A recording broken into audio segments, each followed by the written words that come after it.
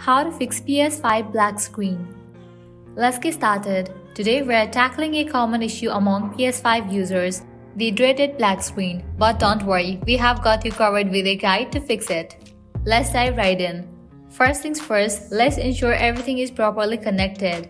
Check that your HDMI cable is securely plugged into your PS5 and your TV. Also, double check that you have selected the correct input source on your TV or monitor. Once you have confirmed the connections, make sure your PS5 is actually turned on. Look for the indicator lights and listen for any startup sounds. If it's not starting up, make sure it's plugged in properly and try again. Now if you have checked all that, you are still facing the black screen, it's time to access safe mode. To do this, completely shut down your PS5 by holding the power button until you hear the second beep.